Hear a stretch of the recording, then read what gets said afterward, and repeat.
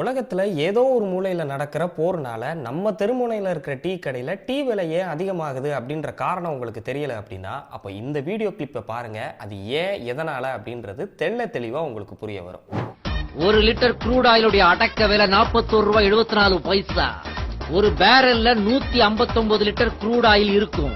அத பதப்படுத்தினாக்க நமக்கு 166 litre petroleum product கிடைக்கும். அதுல 79 litre petrol, 40 litre diesel, 16 litre மண்ணெண்ணெய், 7 லிட்டர் எல்பிஜி கேஸ், மீதி 24 லிட்டர் அதர் ப்ராடக்ட்.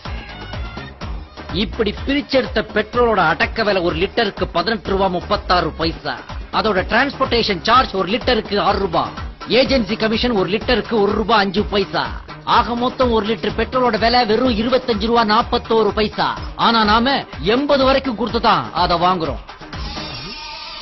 நீ குடிக்கிற டீக்கும் பெட்ரோல் டீசல் விலை ஏத்தத்துக்கும் என்ன சம்பந்தம்னு கேட்டியே? நீ குடிக்கிற டீல உள்ள சக்கரை, பால், டீ தூள் எல்லாமே அந்த விலையேறின பெட்ரோலையும் டீசலையும் போட்ட லாரியிலையும் வண்டியிலையும் தாண்டா வந்து இறங்குது. சோ அது விலையேறினா இதுவும் விலை ஏறும்.